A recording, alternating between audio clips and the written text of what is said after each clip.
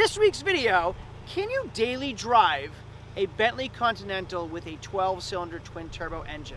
I really don't know the answers. Actually, that's not true. I do know the answers because I've already been driving it for 2 weeks every single day. We're talking about going to the dump, going grocery shopping, the kids drop off line, bringing them to sports, everything. You name it, all the hiccups that I've overcome with the Bentley Continental GT, you guys are gonna find out today. My name is Craig from Flying Wheels. Come along with me and let's see what this thing's like for 2 weeks on the road. Let's get going.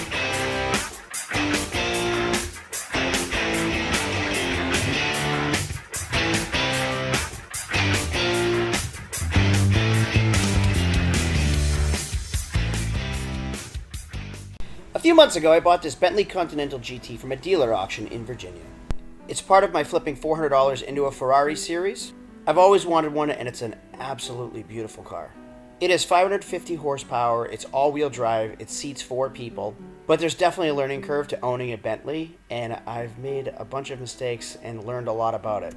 Although Bentley is known as an English car, it's actually owned by the Volkswagen company and shares a lot of the same parts as Audis.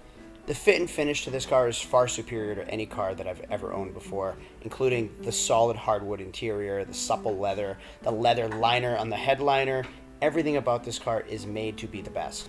So without further ado, let's see if we can daily drive this Bentley Continental GT for 2 weeks straight. One in our daily driving Bentley, and in true Audi fashion, just like the freaking old A4s, the cup holders are underneath the armrest, which is so dumb. So now my cup has a cup holder, but my arm has no armrest. All right, and here's what I was saying about starting the car. I'm gonna show you right now. So I'm just gonna put the key in, turn it. The car doesn't start. So I actually have to turn it left, and then it starts. And it's still gonna say low battery, even though I'm 100% certain the battery is not low. Now I'm gonna put it in reverse. It doesn't, oh, there we go. It doesn't immediately let me engage the gear right away. There's a waiting period. Then to get to the navigation and anything, the climate control, the radio, anything, I have to hit accept 100% of the time. You ready for school? Sure. All right, let's go to school. First thing we got to do to make sure this is good for daily driving is do a state inspection on it, which means we have to plug it in to make sure it passes emissions, which is way under here.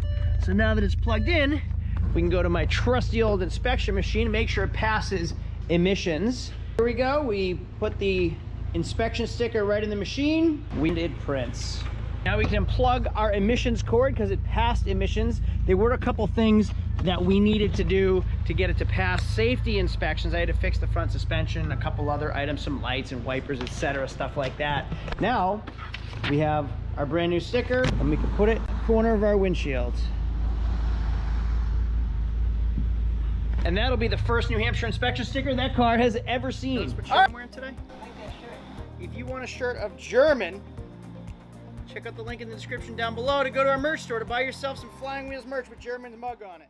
Today, leaving work, heading home. Watch when I start the car. Oh geez, what the heck did I do? Now the key is frozen in here. So every once in a while, if I don't do it the appropriate way, I don't even know, whatever you would call the startup, like right now I have nothing, okay? I can't remove the key, I can't put it in gear, nothing. If I open the door, I almost have to wait a minute for it to like reset. I can't get the key out or, oh, there we go, it reset. Okay, so now I'm gonna start the car, turn it left, start the car. Okay, we're good. Now I'm gonna put it in drive, but it doesn't let me. I have to wait about 10 seconds for it to allow me to drive. It's gonna beep a bunch of times. Now it's time to go. But not yet, because we are on E again. And why is that traction light on? The traction light was never on before. Why do I now have a traction light? I have no idea. I can tell you, I fueled up 2 nights ago. I drove home, back to work, home, back to work. I am on E again, and I put $20 in, so I live 9 minutes from here. That's how bad on fuel this is. All right, there's more to it than that. I just reached back to put on my seatbelt, and look what I see. A vent between the windows because the windows don't automatically go up. So I have to put the window up first before I can put the back window up. Every time you open the door, the window comes down a little bit, but it doesn't go back up. I was below E. I just put $25 in. Obviously you have to use super. And that gave me 6 gallons. 6 gallons gave me 1/4 of a tank of fuel. And 2 nights ago, again, 18 minutes of driving, I put $20 in. So I'm about $45 in fuel for a 1/4 tank of gas and 3 9-minute drives. Now that I'm fueled up and my windows are up and everything, I have to say this thing it's comfortable, and I love looking at it. I love it parked outside my shop. I love it parked at the gas station, which so far has been the only 2 times I've really used it aside from the bus stops. But it's like the smoothest fast I've ever driven. Well, the family vehicle is now our Bentley, so let's see if you guys can all squeeze in. Not only is it a family vehicle, it's also our trash vehicle. But I can't open the trunk without turning the key on. So dumb. Remember, this is also my trash vehicle.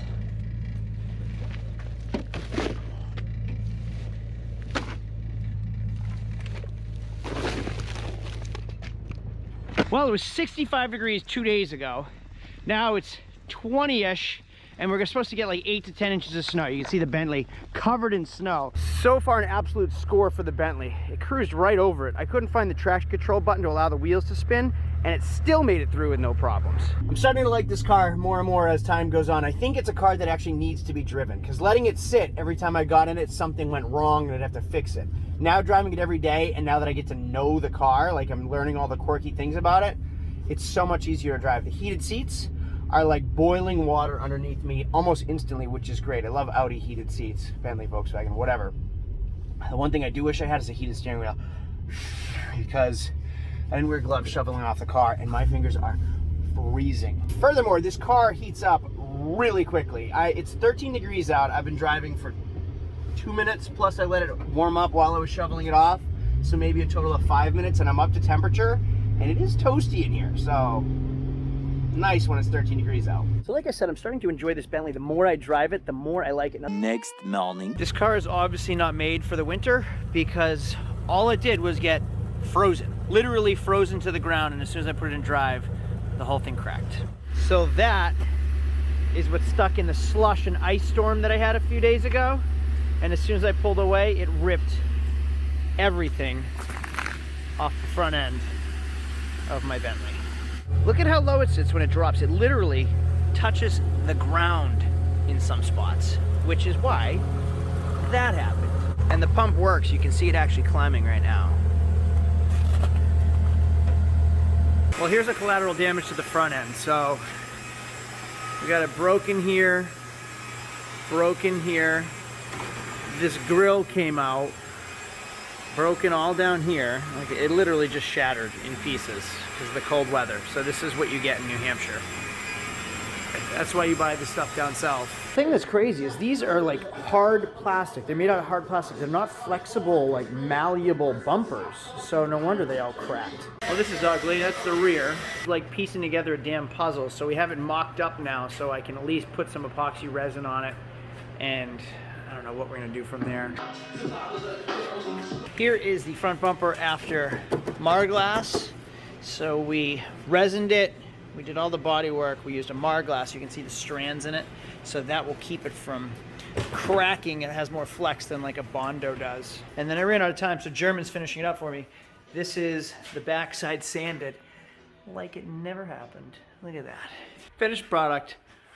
Primed, painted. We went with black because there's no way I'm matching this dolphin gray paint or whatever this is. Oh my goodness, no one would ever know. Perfect. Perfect. Nice. This car is off. It is not running. Why the F is that light on? Why is that light on right now? I have no idea. The lights are not on, but for some reason that light's on. Let's see if the window's shut at least. At least, oh, no, there's a gap there. Yeah, there's a gap there. What are you beeping at me for? Parking switch light on. Okay, so shut it off, but you're still beeping. So turn it on, but you're still beeping. Okay, okay, still. What the heck? Oh, there we go. I figured it out. So apparently the high beam switch is also the parking light switch. What? Silly Volkswagen. So it's still on. Is it on?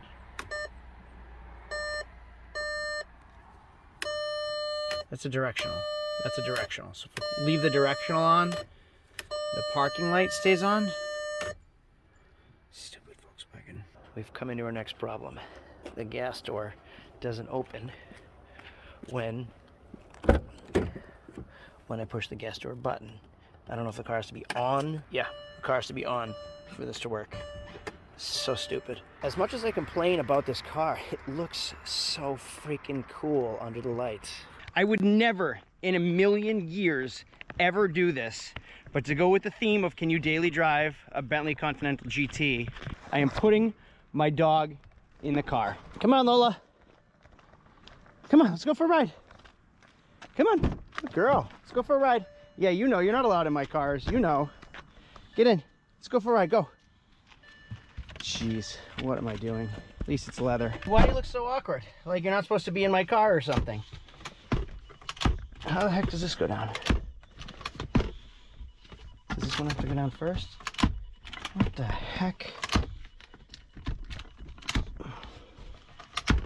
Whatever. All right, now we go left, go right, hold, start the car. Doesn't shift right away, so I give it a minute. Why do you look so uncomfortable? Sit down and look the right way. Weird dog. Hit accept, otherwise nothing else works on my screen. I gotta say, this car, I'm getting used to it. Like, the fit and finish obviously is superior to anything else I've ever been in. The car, look at how much you're shaking. Are you all right? It's the first time I've ever let you in my car. All right, let's go for a ride. I see you're getting more comfortable. You doing okay? Oh, you're turning your back on me again? Are you upset? Why'd you turn your back on me? Okay, so battery is dead in Bentley. Key is locked in Bentley. Won't remove. So I can't open the trunk here because the battery's dead. I can't open the trunk with the key because, stupid car. Immobile activated. What the heck does that mean? The Bentley suspension, I thought the suspension was blown. I ordered new struts, everything. I ordered the new everything. All it was this valve piece. It connects into the shock, screws in, it's an air valve, while the gasket was worn on it on both sides. It's not an expensive part. So if your suspension is ever slammed to the ground on your Bentley Continental, weird to say, I'm sure it won't happen to a lot of people, but it will happen. This is all we needed on both sides. I did not need all of the suspension replaced. Saved me literally hundreds of dollars on this right here.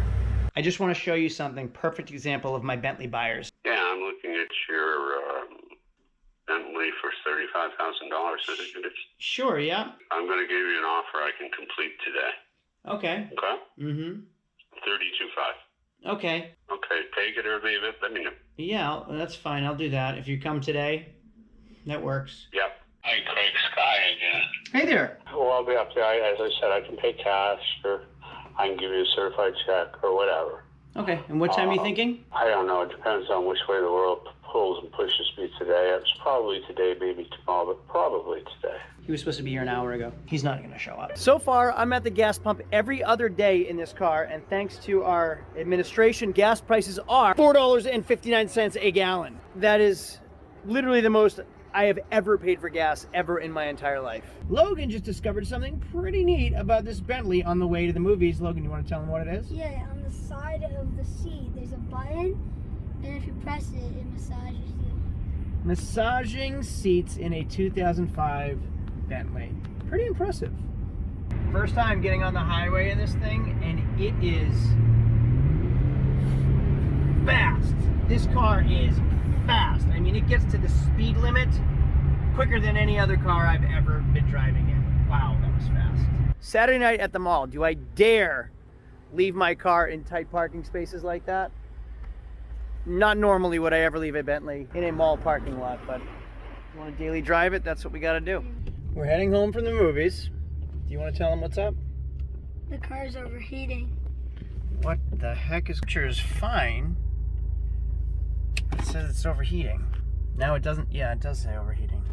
All right, we have no coolant Why do we have no coolant? I have no idea, but at least we can put coolant in it, and I'll check it tomorrow. Kind of strange, throughout this whole video, I've had the emergency brake light on here, like the parking brake light has been on my instrument cluster, but I used my emergency brake today, right here, electronic emergency brake, even back in 2005.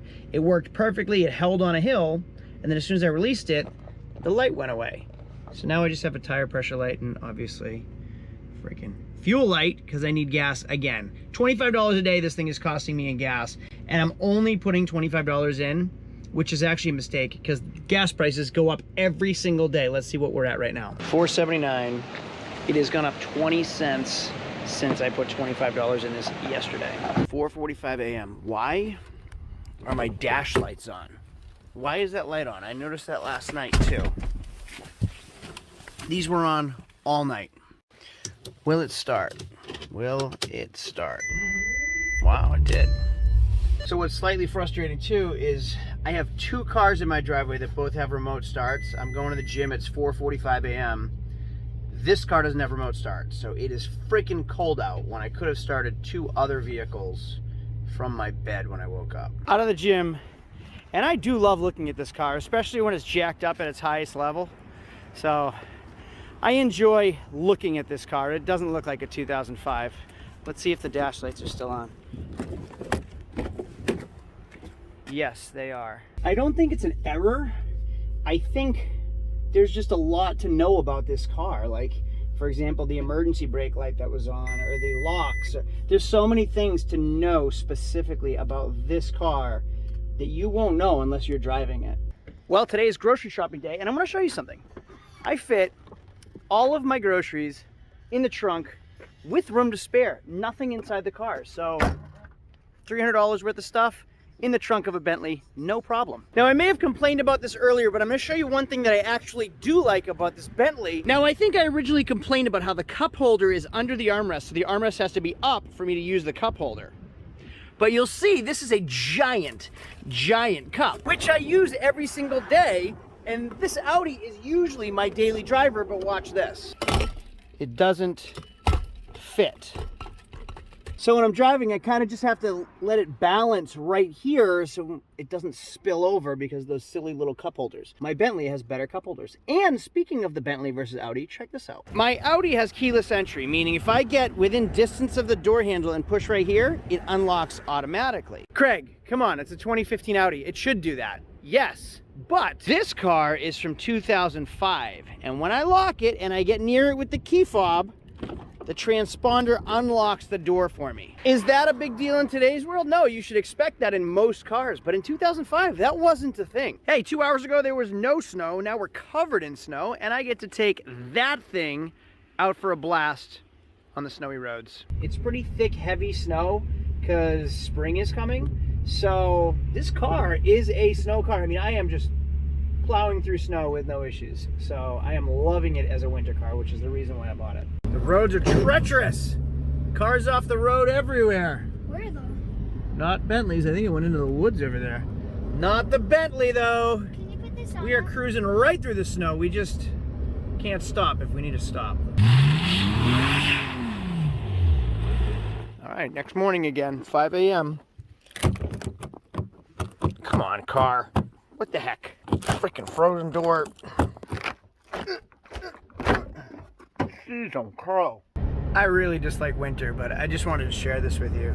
Look at what a morning in New Hampshire looks like after a snowstorm. It's beautiful. I have found another problem.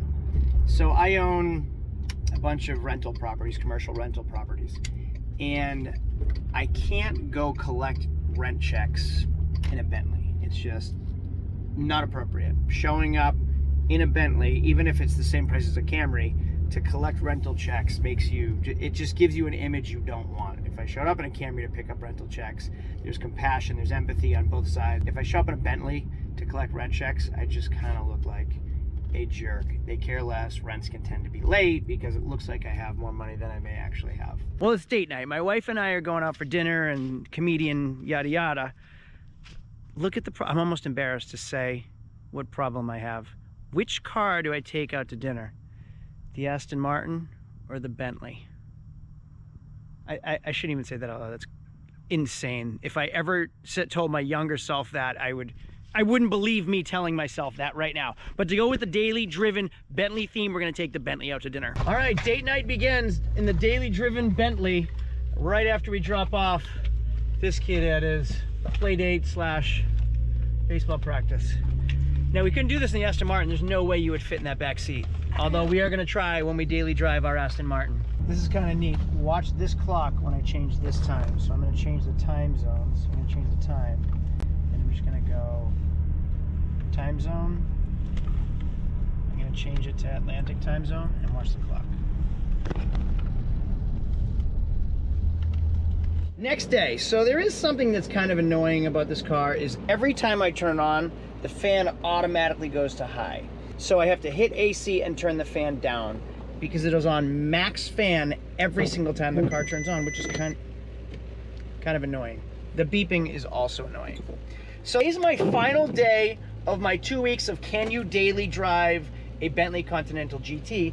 And yesterday buying the Aston Martin was actually a perfect example of this actually probably being a better daily driver, because I couldn't take that Aston Martin on my date night because I had to drop my son off at a friend's house and he couldn't fit in the back seat. So the Bentley Continental is probably a better daily driver than that Aston Martin would be. I've actually been enjoying it for 2 weeks. Something else I learned about this car, it needs to be driven. I was neglecting this car all winter long. I wasn't using it because I had my Audi A8L, which I really have loved. So this car kind of sat a little bit. Now, I can't find the happy medium though. It's either too freaking fast or it's too slow. Too slow. Too fast now. You guys are experiencing everything. You've seen it in a snowstorm. You've seen it on nice days. You've seen it on date nights. You've seen me go to the dump in it, to the grocery store, and I've taken my kids to the school bus in it. I have truly used this as a daily driver, and I'm getting what looks to be about 7.3 miles per gallon right now, which is absolutely horrendous. So as far as fuel economy goes, terrible daily driver. But everything else has worked out really, really well. It started every time I wanted to start. It's driven perfectly every time I've needed to drive, so it's a reliable car. There are a lot of weird quirks that I blamed the car originally, but after driving it every day for 2 weeks, I learned the car. I learned about the lock buttons and the ignition and the delayed shift and everything about this car I've learned from driving it for 2 weeks. So it's not car error, it's more operator error, and I've actually really, really enjoyed it. So much so that I've chosen to take it on more trips than other cars. I mean, even my truck that has all my stuff in it, that's pretty tactful and useful, I've still chosen the Bentley over it. The problem is it's a little too upper crust for a lot of things. I kind of feel like I shouldn't be going to pick up the rent in it.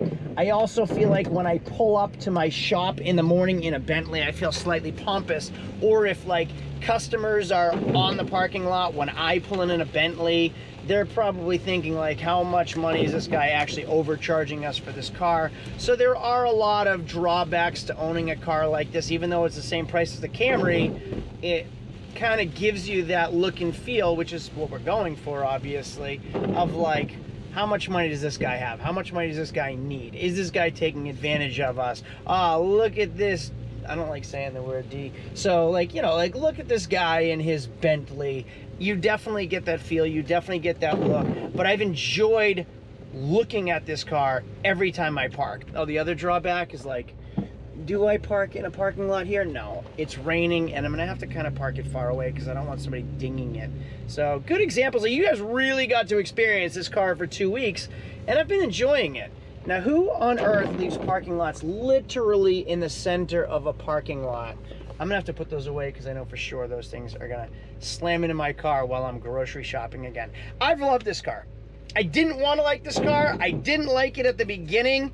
I love this car after 2 weeks of driving. All of my views about this car have changed after driving it. I didn't like it when I started, and I really have been enjoying it now. So much so that if I paid like, if this was like $12,000 or $15,000 car, I would keep it forever. I would put roof racks on it. I would put skis on it. I don't know, I would do some cool projects with it, but the price tag of like 30 grand, I can't afford to do much to it, and I want to keep the Ferrari flip moving. So I'm probably going to list it on Cars and Bids next week to see how we can do. Now that the winter's over and the snow's melted, I can kind of like motivate myself to sell this thing and move along with the higher end Ferrari flip process. So if this video was helpful, do me a favor, give me a thumbs up down below. you haven't subscribed yet, subscribe too, please. Why have you not subscribed yet? I put stuff like this out all the time. So if you like this video, you made it this far, I must be doing something right. Thanks for watching. Always, I appreciate it. Have a great day.